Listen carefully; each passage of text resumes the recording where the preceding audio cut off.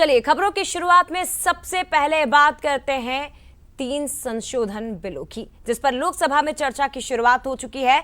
बड़ी खबर है, हंगामे के बीच इस पर चर्चा शुरू। लोकसभा में तीनों विधेयक पर कल 4 बजे वोटिंग होगी।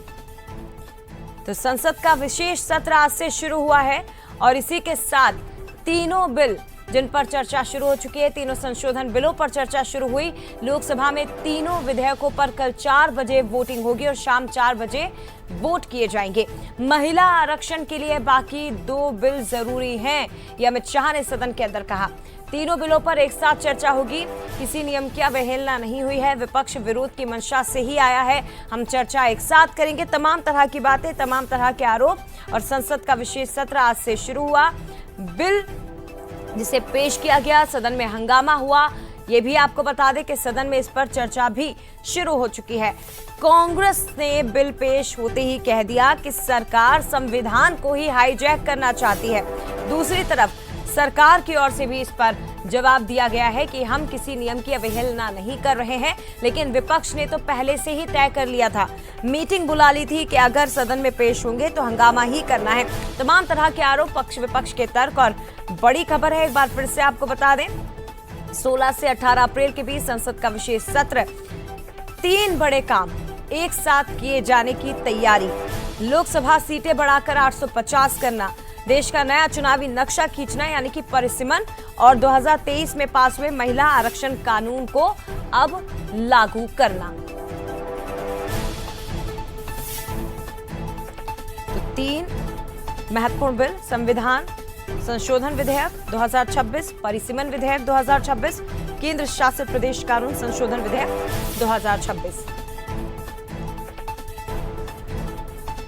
तीनों बिलों पर एक साथ चर्चा सदन के अंदर की जाएगी।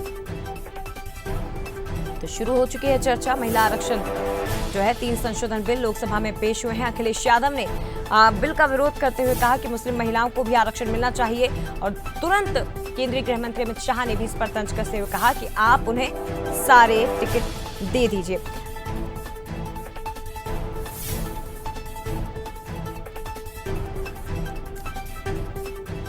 महिला आरक्षण कानून में संशोधन से जुड़े 3 बिल आज सदन में पेश कर दिए गए हैं, लेकिन हंगामा भी हुआ, नोकझोंक भी हुई। एक तरफ केंद्रीय गृह मंत्री अमित शाह थे, किरण रिजिजू थे, तो दूसरी तरफ अखिलेश यादव और कांग्रेस की ओर से भी इन बिलों को लेकर सवाल उठाए गए। सदन के अंदर क्या हुआ वो आप देखिए। कि अभी घरों की गिनती हो रही है और घरों की कोई जाति नहीं होती है। समाजवादी पार्टी का चले तो घरों की भी जाति तय कर ले। मान्यवर, जब व्यक्तियों की जनगणना होगी, नागरिकों की जनगणना होगी, तब उसमें जाति का कॉलम रखा है।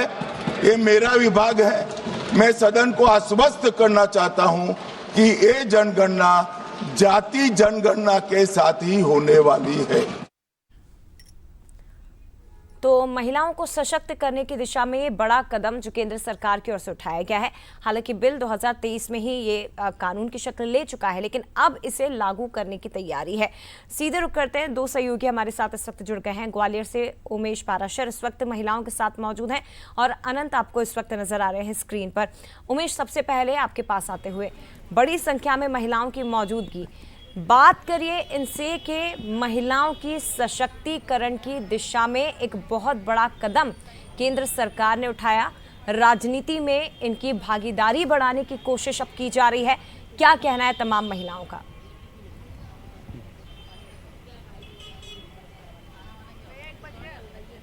देखिए, बिल्कुल जया, नारी शक्ति बंधन अधिनियम जो है कि आज संसद में पेश हो चुका है और इस पर चर्चा भी हो रही है। लेकिन महिलाओं को सशक्त बनाने के लिए यदि ये नियम पास होता है, बिल पास होता है, तो 33% आरक्षण मिलेगा, जिसमें लोकसभा और राज्यसभा में महिलाओं की भागीदारी बढ़ेगी। महिला इसको लेकर क्या सोचती हैं, सीधे सीधे उनसे ही बात कर लेते हैं। बिल पेश हुआ है, इसमें महिलाओं को सशक्त बनाने के लिए किस तरह?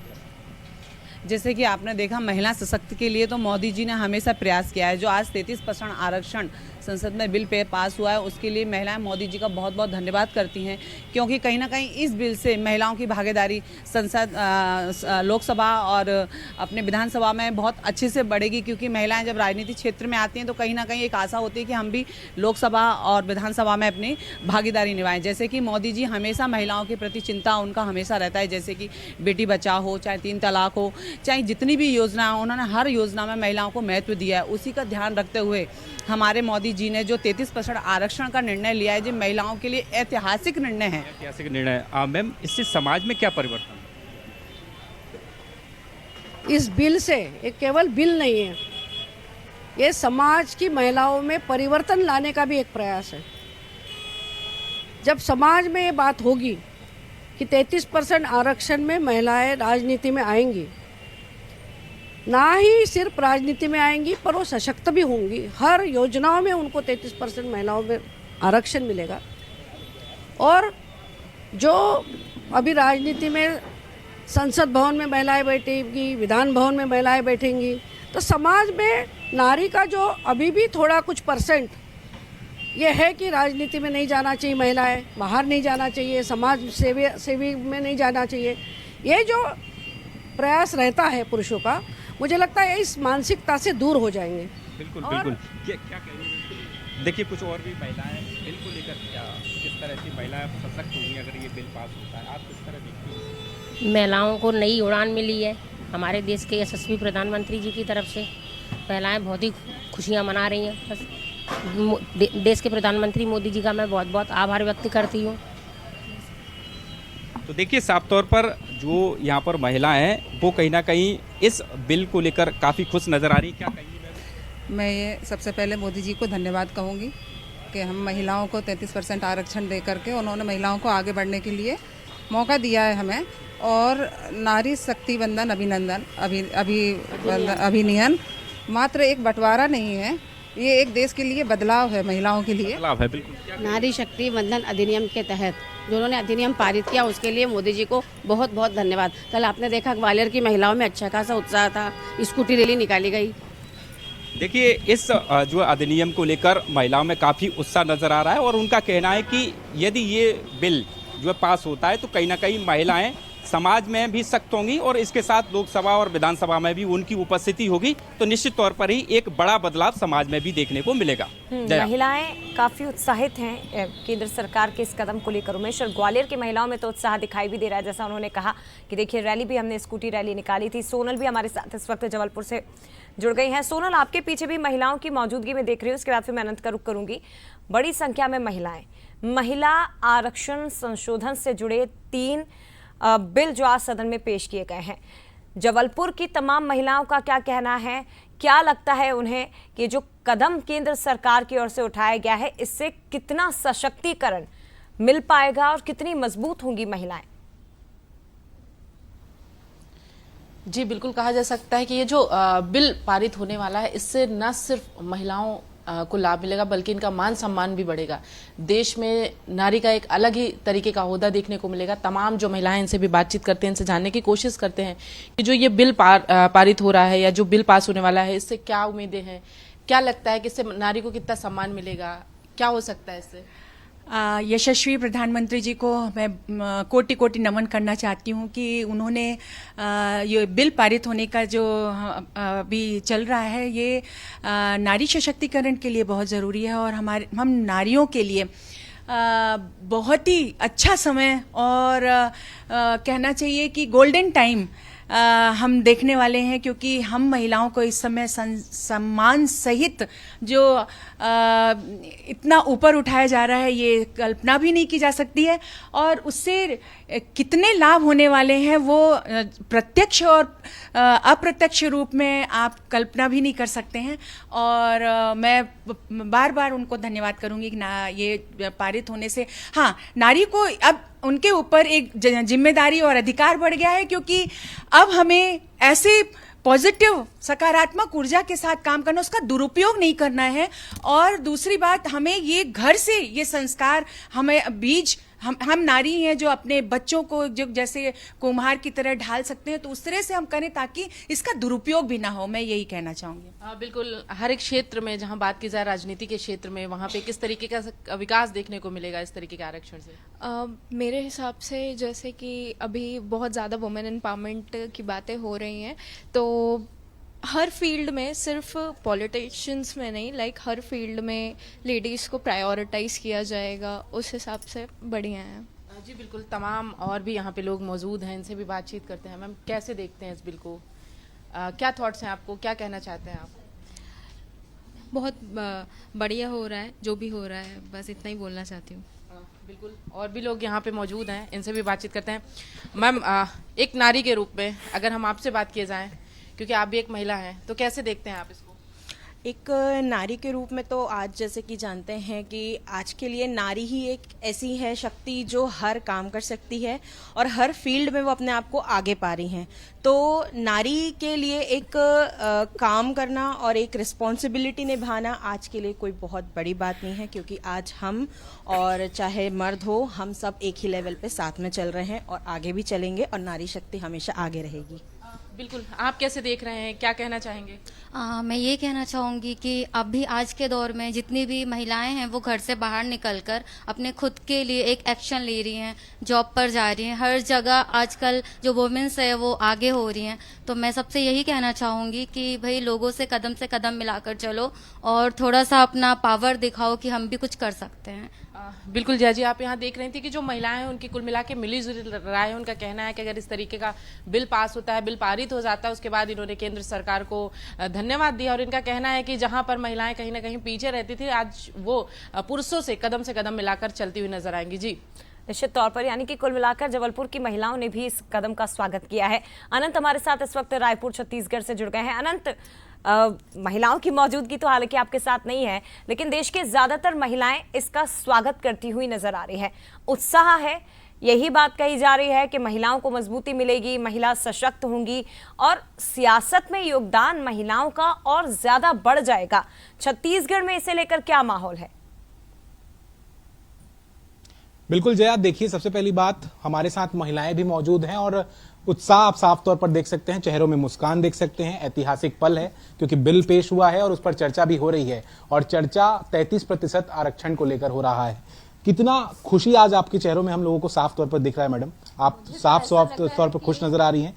क्या लगता है कितनी सशक्त होंगी महिलाएं इस बिल के आने के बाद, इस कानून के आने के बाद, और जिस तरीके से जो रिजर्वेशन होगा वो समाज के लिए कितना उपयोगी होगा?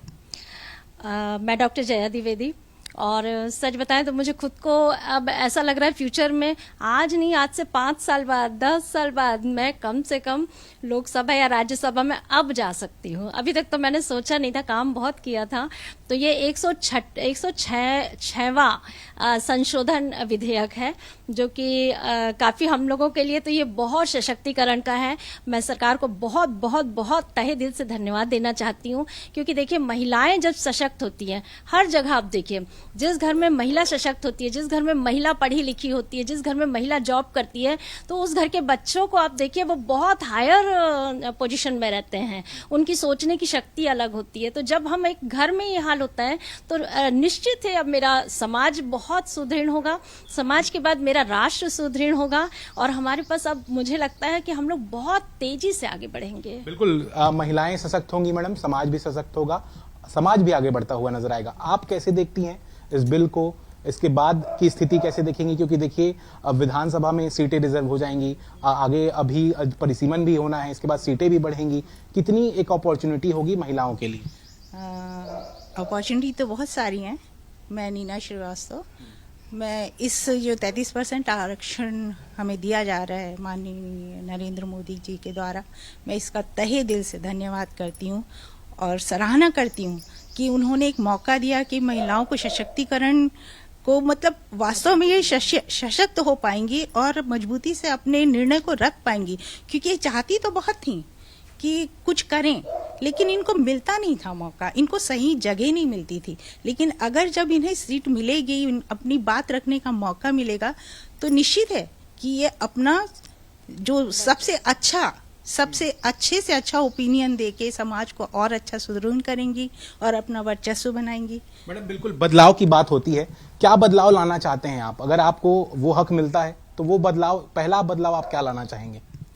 मैं प्रथम बदलाव तो सच यदि कहूँगी तो जो इस तरीके की जो शिक्षा है, मैं सर्वप्रथम शिक्षा को कुछ चीज़ें उसमें चेंज करना चाहूँगी, क्योंकि अगर मेरे बच्चों में सही शिक्षा जाएगी, जीव दया की शिक्षा जाएगी, उनमें संस्कार की शिक्षा जाएगी, तो जो आज मेरे लड़कियों के रेप हो रहे हैं, जो लड़कियों के साथ बदतमीजियाँ हो रही हैं, जो महिलाएं परेशान हैं, आज हम भी रात में 9 बजे के बाद, मेरी बेटी दिल्ली में है, मैं उसे किसी भी हाल में बोलती हूँ बेटा 8 बजे 7 बजे तक एनी हाउ तुम घर आ जाना। तो मुझे लगता है प्रथम मैं ये चाहूंगी कि सबसे पहले मेरे देश की बच्चियां सुरक्षित हो, हर घर की बच्चियां सुरक्षित हो। ये वजह भी है क्योंकि केंद्र सरकार की ओर से जो कदम उठाया जा रहा है, हमने सुना आपके साथ महिलाओं की मौजूदगी है, पूर्व में पता नहीं था, लेकिन हाँ जो महिलाएं मौजूद हैं वो अब सपना देखने लगी हैं।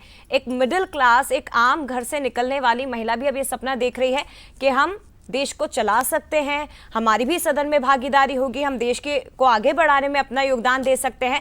तो ये संभव हो रहा है जो बड़ा कदम महिला आरक्षण को लेकर केंद्र सरकार ने उठाया है। अनंत और सोनल हमारे साथ जुड़े थे, उमेश भी हमारे साथ जुड़े थे, आप सभी का बहुत धन्यवाद तमाम बातचीत के लिए।